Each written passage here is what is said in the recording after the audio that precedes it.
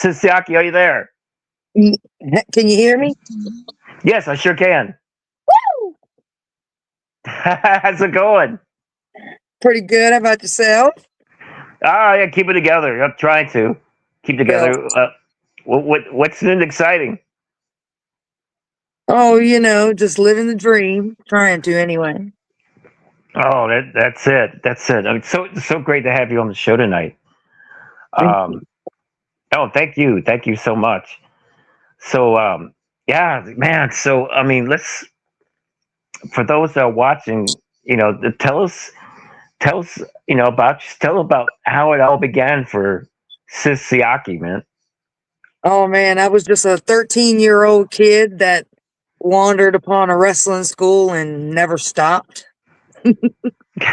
Awesome. Yeah. I used to travel around and go to indie shows. I was a fan at one point.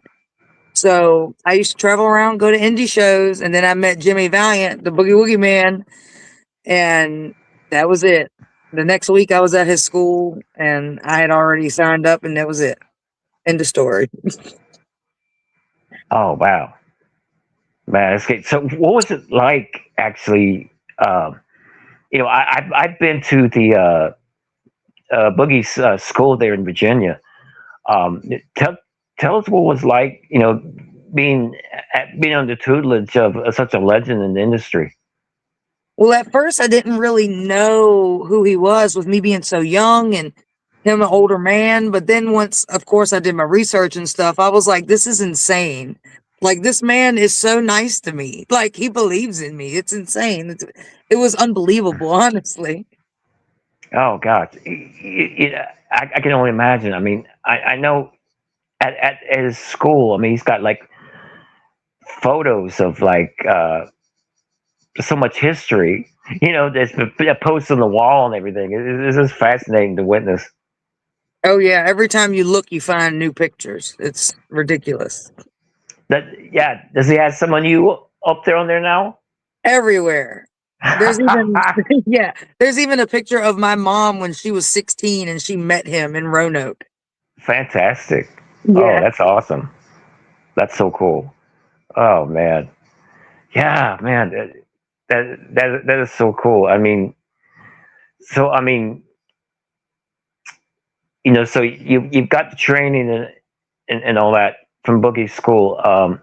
Where did it all began for you once you started branching out in the industry? I think I had like my first like Sisake match was probably in Princeton, West Virginia, I believe. Hmm. Yeah, that was probably the first place I branched out because in Virginia you got to have a license, and I was still like 15, so that was gonna work. So me and Oh, my mom would drive me to all these shows and drive me to camp every week, and she just knew it was something I wanted to do. Because I did karate for 10 years before wrestling, right. so I always had to have something to do, and I had gotten to like a first degree black belt in karate, and I was just like, I want something completely different. And then this kind of popped up. Hmm. That's awesome. That is so cool. Oh gosh. So tell us about your first match, man. What was that like? Actually having your first match in front of people. Nerve wracking, but like luckily I was in there with because at Boogie's there's multiple trainers and stuff like that. So I was in there with one of the trainers I was comfortable with. So it was smooth sailing. Like at Boogie's we have like practice matches and stuff, and I had multiple there, and sometimes there's people there and stuff. But like the first match, it was nerve wracking, but it went smooth, and I mean I trained for a good 2 years before I even had a match in front of anybody like at a crowd because I was just nervous. I mean I was a kid, Oh man, I can only imagine. It's just like don't you find it even like now? I mean, I oh no, and it happened a lot with me. Even from starting out to my last match, so to speak. I mean, it's like that get those butterflies, right before you hit, go to that curtain, man, and it's like that's like the most nervous you'll ever get right before a match, right? And then once you get to that curtain, it's like, oh my gosh, it's like a whole new world. Yep, everything goes away. Yeah. Yeah, it's amazing. And those butterflies, I mean, it never goes away. I mean, if you don't have those butterflies before you go out there, something's wrong somewhere, right? Right. Yeah, exactly. Oh man, that's so cool. Oh gosh. Um, so I mean, where um from there, where did actually where did your journey took took place? From that point on. I stayed at Boogie's for a while because with me being so young and stuff, it just took me a while to get certain things. But I stayed in West Virginia a lot for a while, and then I branched out to North Carolina, and that eventually got me in the door to CWF Mid Atlantic, and I was in that for a while, and I was still young. I was like 18, 17. I was still young, just happy to be there. You know? Oh man, that's awesome. That is Yeah. so awesome. Oh gosh. Yeah. So I mean, like during the time you really got your feet wet in the industry. What have been some of the moments that thus far that really stuck out for you? Just it was different working with people that you knew and then like going to people like you completely different that didn't know, especially like being newer to the business, you know what I'm saying? That was probably the most difficult part. But I mean, I kind of stayed to myself. I stayed to like certain few promotions and then like I took like a maybe like a 3-year break. And then I came back and was just mainly I stayed at Boogie's. I helped train other people. That's what I enjoyed doing. I enjoyed training other people. I enjoyed like molding people, trying to get them out their comfort zone and just open them up and coaching them and then letting them go somewhere else and get more training. You know what I'm saying? That's really what I enjoyed doing for a really long time. Yeah, that's so rewarding Yeah. to to see someone have to live their success vicariously through what advice and training you give them, and to see them do well. It just I still know that feeling all too well, and it's great to give back to the industry. And who are some of the people that you've helped out thus far? Just a lot of the kids that just come through Boogies. I'm usually like, you want to learn a new move. I'm I try to help with that. And sometimes I'm a test dummy and stuff like that. Nothing crazy. I just try to be there. Then we have a lot of kids that come in and out of Boogie. Sometimes, they take breaks, they come back, they take breaks, and I'm just usually there through the whole time. Like they'll come back, they'll be like, "You're still here?" I'm like, "Yep, I'm still here." that that's so cool. That's awesome. Oh man. Um, so you've got you start with the wrestling, and then you're training some of the next generation as well. Um, so I mean, is there how should I put this? Is there any goals that you still want to accomplish with the industry? That Um, Maybe get on JCW, Juggalo Championship Wrestling. Maybe get on that. But other than that, just just be here. Just be able to continue to wrestle, especially after the cancer and stuff. I'm just right? happy to be here at this point. Oh, absolutely, absolutely. Um, yeah, yeah. What? Tell us about the obstacles you had to overcome to do what you do. I mean, it's such a.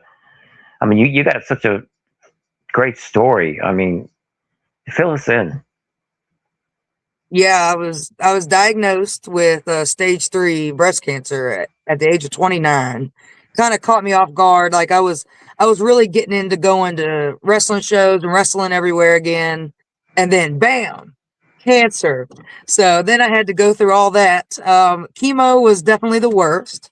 I only was able to take one round of that because that put me in the hospital. Like literally, it was so bad. And I didn't think I was gonna come back from that. Like chemo is no joke at all. Oh yeah.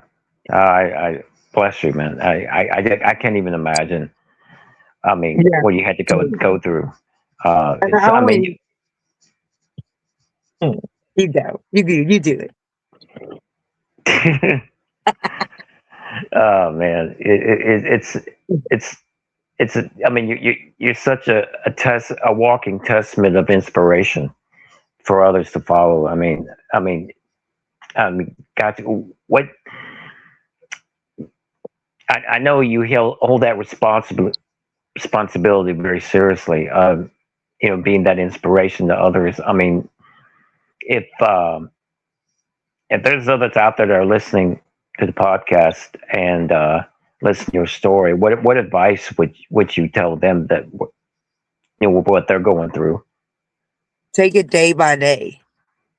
Like when you lose your health, you lose a big part of like your everyday life sometimes. And the only way to heal is really just to take it day by day.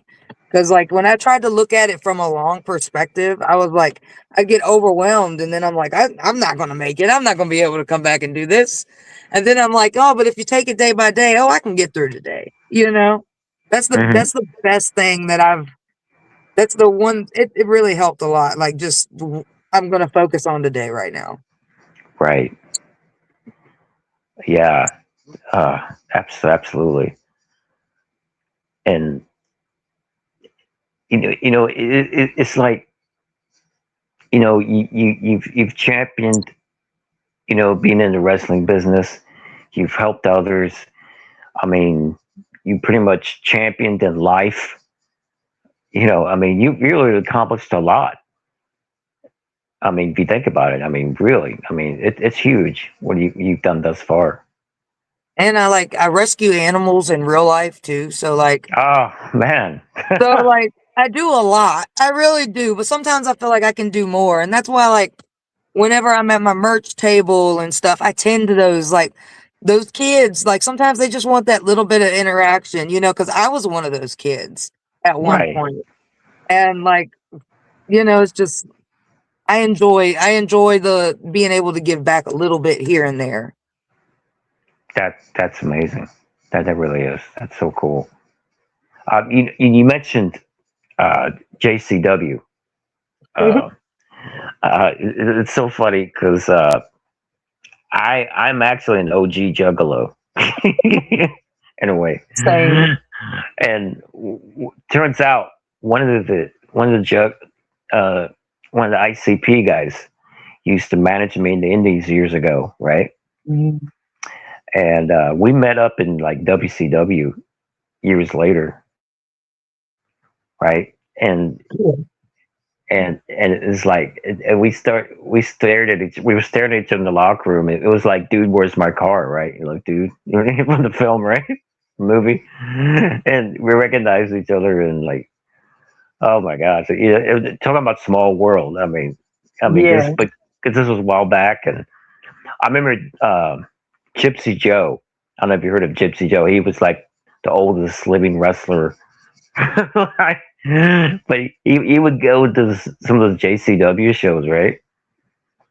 And he, I remember he had a match with somebody at one of the gatherings, and which was gatherings are crazy, you know. I mean, and Yeah, yeah. I, I remember there was like, well, what's the story about? There's these kids. I think they had a Halloween party where these kids were dressed up like little juggalos with plastic bats, chasing this little kid that looked like Eminem. It happens. and,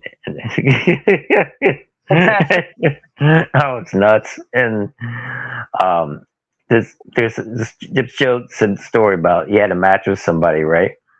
And the finish of the match was this guy actually took out a tranquilizer, gave it to him, and he keeled over. I'm like, oh my god, crazy. See, I love wild and outrageous stuff. You know, like I got to do shows at bars and stuff, and I Right. might have got to throw a titty at somebody. It was amazing. I carry them on me at all times. It's fine. Yeah. Oh my gosh, that's wild, man. Those bar shows are outrageous. I love it though. It's so much fun. Something completely different. I remember. Oh god, I remember years ago. I had a bar show, right, and I was wrestling this guy, and I went to give him a power bomb, right, and his head went through the roof by accident. He went to sit up, and I had him in the air for the power bomb, and his head went like through the ceiling there. Like, oh my god. Too much height. Too much height.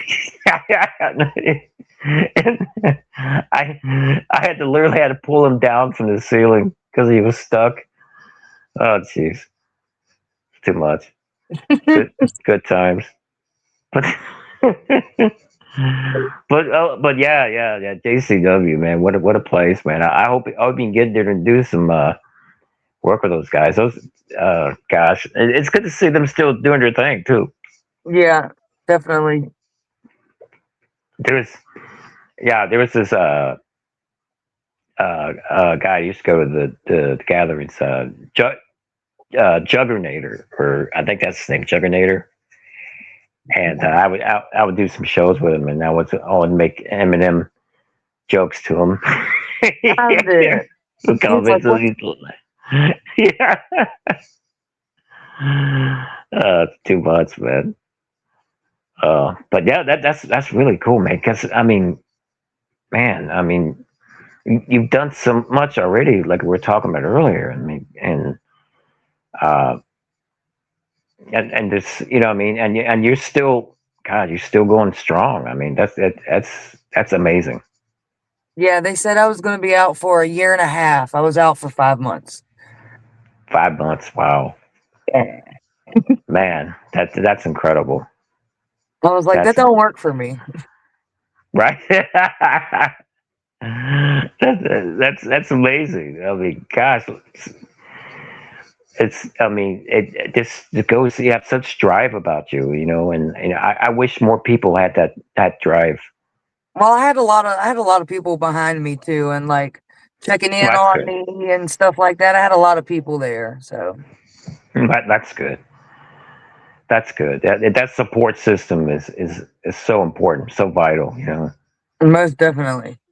Yeah. I mean, I know it got me through a lot of tough times, and it still get me through a lot of tough times, actually. But um, yeah, that's so important. I mean, and it's so important to have that circle. Protect your inner circle. You know what I mean? Yeah. And and guard it with everything. Because you know how this business is. I mean, there's so many fly by nights, so many Johnny come latelys, and Oh uh, yeah. uh, snake oil salespeople, and you Not know, wrong. you know, too many champagne dreams with the beer by the budget type individuals. We trying out here. We trying. Yeah, right. But that's great. But I mean, I've always advised other people in the business, that are wanting to break through. The guard. I mean, you are your own product. You got to you know put value in yourself and know your worth, right? Oh, most And definitely. because that's what makes us who we are. I mean, we all should be different, and it's good to be different. I mean, if we're all the same, who would want to watch us? It'd be boring, I mean, look at me. right? Look at me. But that makes you unique. That makes you stand out. You know what I mean? And nobody knows more about you than yourself, right? Yeah, of course. So, and I some advice. Terry Funk told me years ago. It's like, for others to believe in you, you first have to believe in yourself, right? Right. And if you believe in yourself, then people, they'll vibe off of that. They'll vicariously have that connection with you, and no matter, and you have once you get that emotional connection with your audience, man, they'll follow you to the ends of the earth. I No know. matter. I learned that. I learned that. My fans, my freaks, they follow me everywhere, man. It's a beautiful thing, isn't it? It Yeah, really is. I mean, it's pretty powerful if you think about it. it really is. And wrestling fans, man, they're so dedicated. Oh my gosh, they're so loyal. Yeah, I've I got a mean, group. I got a group that goes everywhere I go. I'm like you everywhere I got your own go. entourage, right? Yeah, Nice. literally. All depends That's so. on where I'm at, how many groups I'm gonna have. I love that. Oh my gosh, it's an amazing thing. It really is. It's like this universe is so intertwined, man. I mean, so connected. You know, I mean, we're all kind of connected in one way or shape or another, and and it's just it's with the wrestling, and it just makes the world a smaller place, right? Right. Yeah. So Small that's what world. it really is. Gosh. So how long have you been wrestling now? It was 2009. I was 13, about to turn 14. So Wow. over half my life at this point. I'm 30 now. Oh, oh my gosh, you've been wrestling pretty much most of your life. Yeah. That's amazing. That's so Yeah. cool. It's Wow. it's definitely, it always gave me, as a child, it's good to have some type of hobby or something. So it always gave me an outlet, but it really opened me up as a person too. Right. Right. Oh man, that's so cool. Gosh. Um, is there anybody that you would like to like step in the ring with that you haven't yet so far? Well, I've been talking about Jason Kincaid, Oh, Metal the Gift. All right. but you know, Oh, am I he's ready? amazing. No. But am I gonna do it? Oh yeah, if I can. Oh, he's amazing. God, Yeah. I had some great matches with Jason a while back. And speaking of Jimmy Valiant, I forgot to mention earlier. I used to team with Jimmy Valiant. That was some of the best times Oh teaming with man, I tagged anybody. with him once when I was probably like 17. It was so Oh, fun. I bet it was. It Oh was my so gosh. fun. It was against Bo James and Misty James at the time. Yeah, it was. I was a kid. It was so fun though. Oh man, Bo Misty. Yeah, man, that's so cool. A funny story I got to tell you about Jimmy. Right, one of the tag matches I was with him, Jimmy. And, a guy went to Irish whipping the ropes, and he was going to go for a backdrop, right? And the whole time I'm watching, I'm thinking, "Oh my gosh, here we go," because Jimmy, right? Yeah, So Jimmy, Jimmy don't bump, brother. you know, when he came off the ropes, for the guy in the back and said, "Here's your backdrop, baby. Boogie, no backdrop." I'm dying laughing. Oh Yep, my I god. told you, Boogie don't bump, brother. I was crying the rest of the match laughing so hard. I couldn't keep a straight face. Oh man. Jimmy's great. That's my papa, man. That's my wrestling dad. Oh, he's great. Matter of fact, he showed me one time his tattoo. He's got the tattoo of Papa on his stomach. Have you seen Yeah, it? It's awesome. It's so cool. that But is the man. oh man, no, always a good time with Jimmy. I also He's love me some Ricky Morton and George South too. oh yeah, Ricky Punky. Oh man, I love Ricky Morton so much. Ricky helped me out a lot when I first started wrestling years back, especially when I got into the Smoky Mountain Wrestling. Hmm. Him and Robert were really stuck their neck out for me, which I was forever grateful that they did. And God, Ricky, man, I mean, world of knowledge. God, Yeah. God, and and so so entertaining. Ricky is, oh my gosh. Yeah, me and George South, the last show we were on together, it was a gospel and wrestling show, and he got to go up there and preach and stuff, and it was so good. I loved it so much. Oh, that's good. That's It was so nice to see him up there in his element, just enjoying life, just good. right, right. Warms my heart. It really does, don't it? It really does. Yeah, it's a beautiful thing to see, man. And I mean, I know. Well, personally, with me, I like to see others do well in the business, and you know how some people are though in the business. They're afraid to look at their own shadow, that they'll take their own spot, Yeah. and that sort of thing. But you know, I've always thought that there's room for success with everybody. If they want it bad enough. So Yeah, and I always had really good talks with Ricky too. Every time I get to see him and sit down and talk with him too. So all three of them men right there, they just warm my heart. oh yeah, yeah, yeah. They're good, all good people too. Yeah. And so much knowledge and so much great things they could share, and because they were brought into business by some great people as well. So that's what it's all about, giving back and keeping that cycle going. Most definitely. Man. But and gosh, I mean, I I, I know this probably was the way you felt too, but like like these guys that we're talking about here, we grew up admiring these these people, right? Yeah. And the fact that wow, here we are being friends with them and learning, being on the learning tree with them, man. It's like a pinch yourself moment, right? Yeah, like being on the same show with them is just like insane. Like it's just mind blowing. It really is. It really is. But oh my gosh, oh man, um, is there anybody um that I know you mentioned Jason Kincaid, who's incredible. Is there anybody else that comes to mind that you would like to step in the ring with that you haven't had a chance to yet?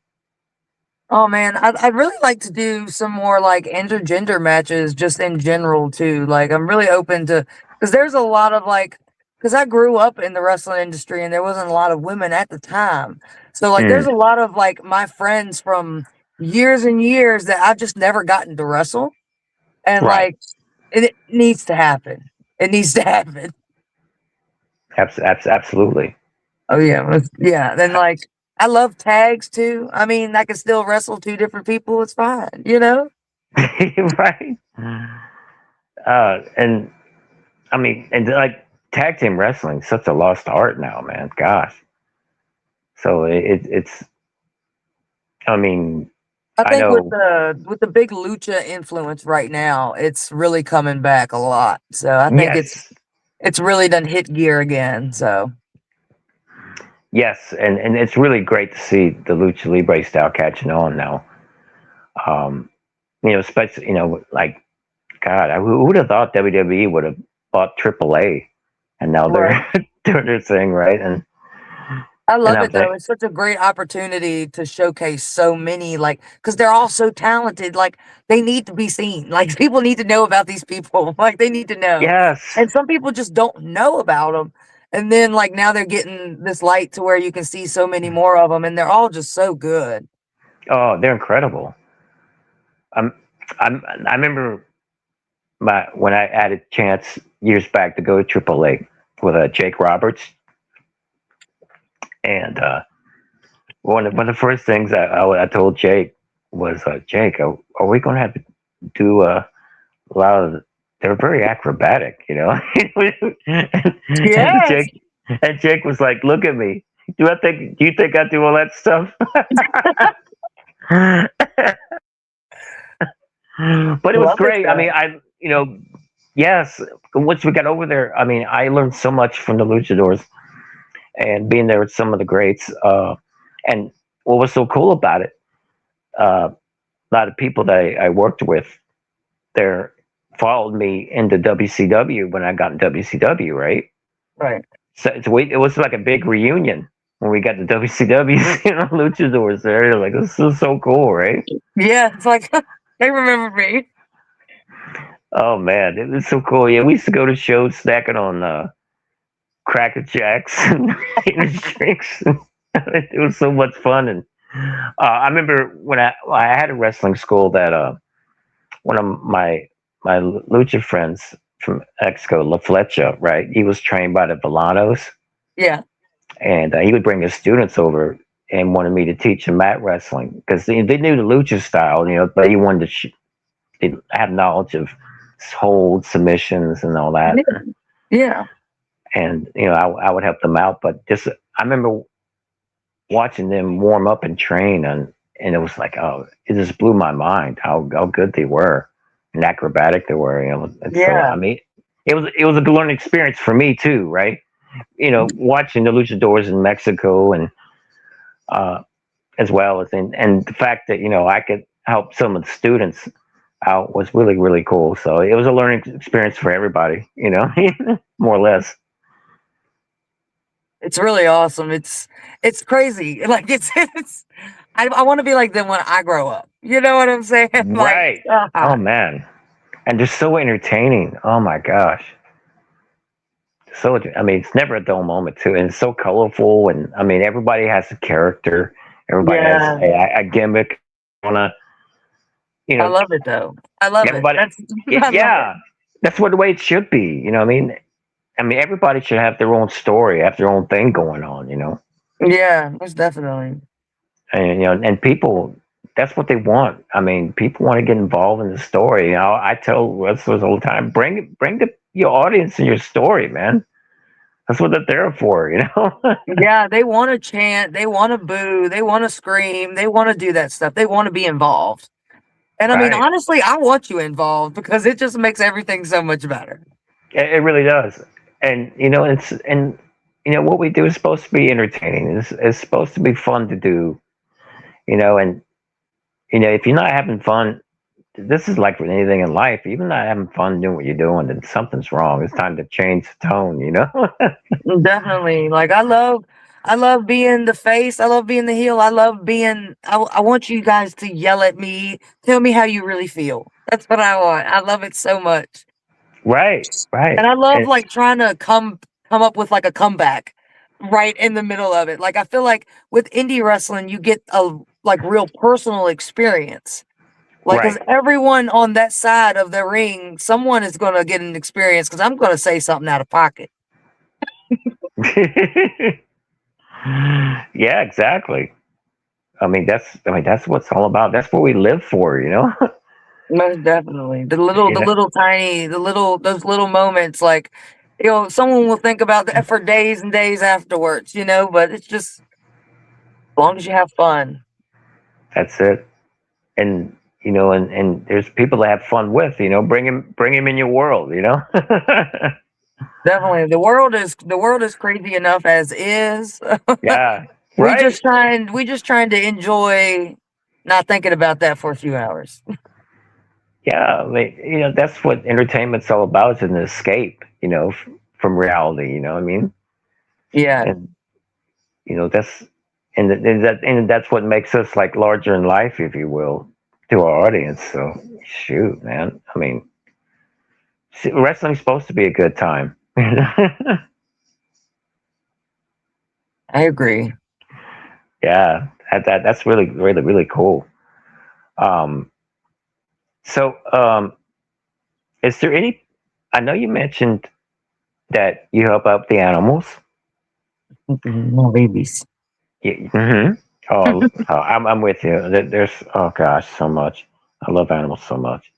Um, you've helped, you help train train others in the wrestling industry.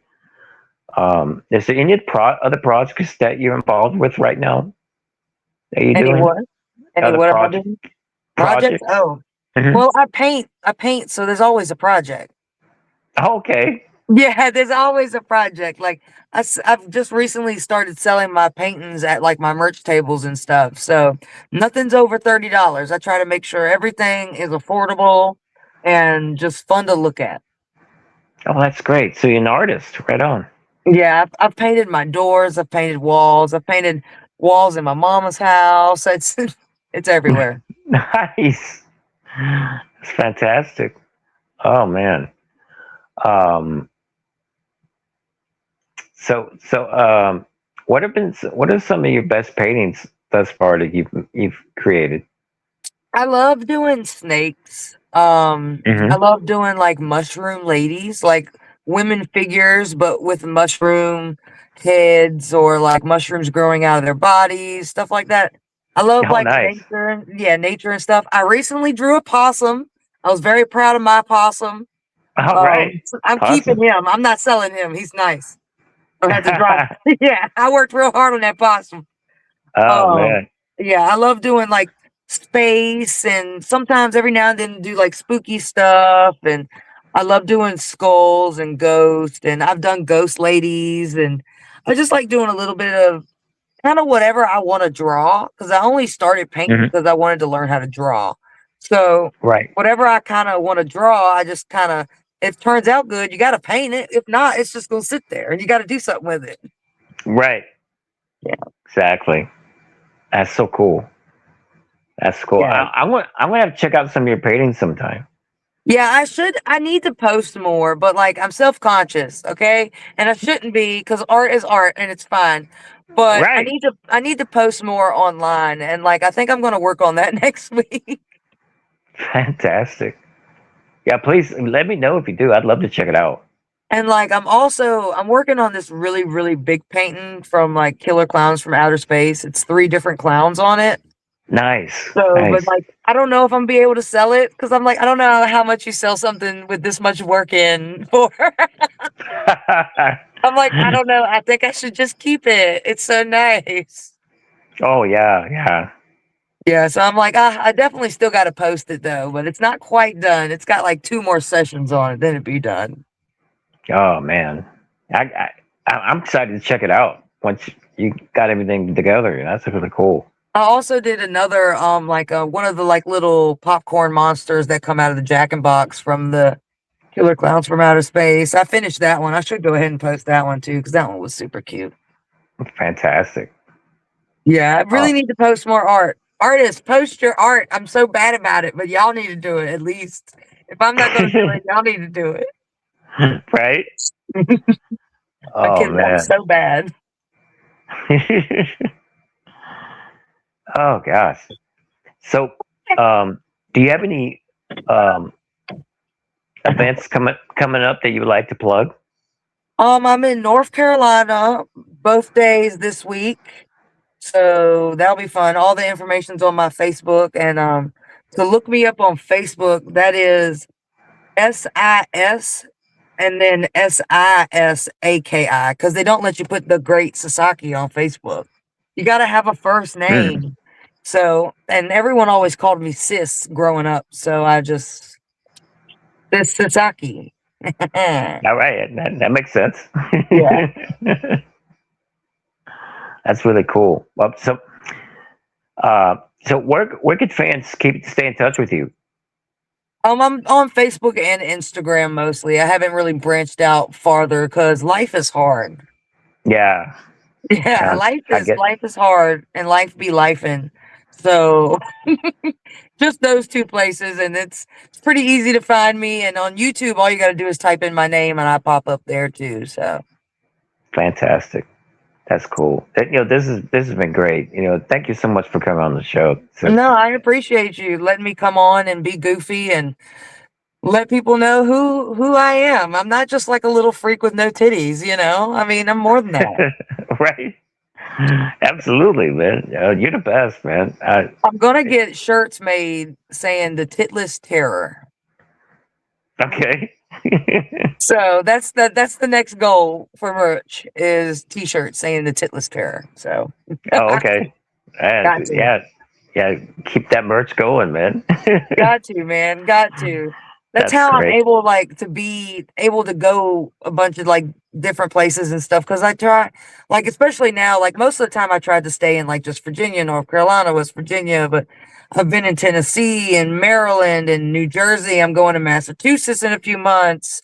Nice. I'm trying to get down there to Kentucky and Ohio and Pennsylvania and all that good stuff. So I'm finally branching out more, but I'm still trying to keep my rate down. So that's why I sell a lot of merch and a lot of paintings so that I'm able to still go to all these places because I have fans hit me up and they're like, when are you going to be here? And I'm like, I don't know. I don't know. Oh man, that is so cool. You have to keep us informed how you're doing for sure. I mean, and gosh, I wish you all the